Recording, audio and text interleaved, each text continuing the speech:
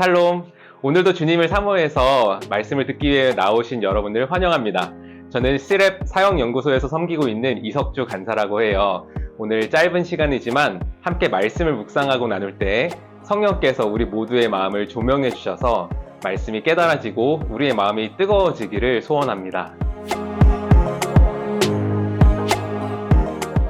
오늘 본문은 예수님께서 예루살렘에 입성하시는 장면입니다. 누가는 지난 9장 51절 이후부터 예수님께서 계속해서 예루살렘으로 향해 오시는 여정을 그려왔죠.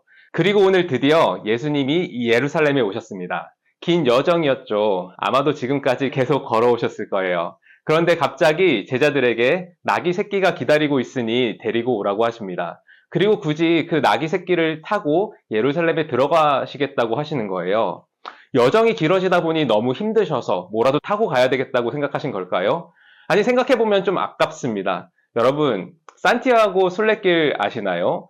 오늘 예수님의 말씀은 마치 거의 한 달 가까이 걸어서 순례길을 이제 다 완주했는데 최종 목적지를 앞에 두고 힘드니까 택시 좀 타고 가겠다고 하는 것과 비슷해 보입니다. 예수님께서는 왜 이렇게 멈추셔서 나귀를 기다리고 계신 걸까요? 여기에는 특별한 이유가 있습니다. 스가랴 9장 9절에는 이렇게 나와 있습니다. 시온에 따라 크게 기뻐할지어다. 예루살렘에 따라 즐거이 부를지어다. 보라, 내 왕이 내게 임하시나니 그는 공의로우시며 구원을 베푸시며 겸손하여서 나귀를 타시나니 나귀의 작은 곳 곧 나귀 새끼니라.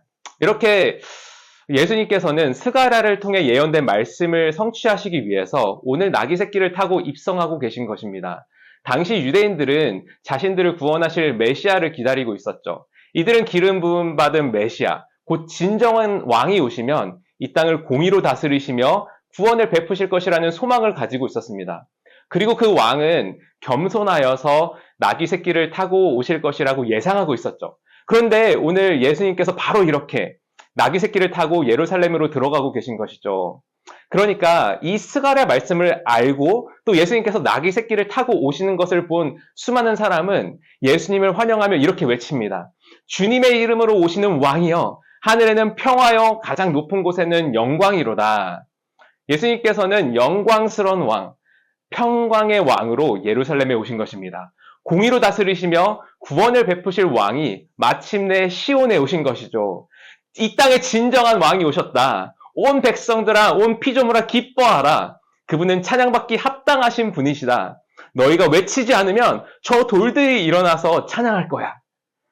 사랑하는 여러분, 예수님은 이 땅의 왕으로 오셨습니다. 예수님께서 오심으로 하나님 나라가 이미 이 땅에 시작된 것이죠. 그리스도인들은 어떤 사람들일까요? 바로 그 예수님을 내 인생의 왕자에 모시고 그분의 통치를 받으며 살아가는 사람들 아닙니까? 이전에는 죄와 사망의 통치를 받으면서 죄가 주는 사망의 열매를 맺고 살아갔었는데 이제는 예수 그리스도의 통치를 받으며 영원한 생명 열매를 맺으며 살아가게 된 것이죠. 그러니 그런 그분을 만나고 그분의 통치가 얼마나 아름다운지를 알아채기 시작한 사람들은 그분을 기뻐하지 않을 도리가 없는 것이죠. 그러나 안타깝게도 모두가 예수님을 환영한 것은 아니었습니다. 평화의 왕으로 오신 예수님을 거부하는 이들이 있었죠. 예루살렘 밖에는 예수님을 주님의 이름으로 오시는 왕이라고 찬송하며 기뻐하고 있었지만 정작 예루살렘은 그 왕을 맞이할 준비가 되어 있지 않았던 것입니다. 예수님께서는 그 성을 보고 우십니다. 비통해 하십니다.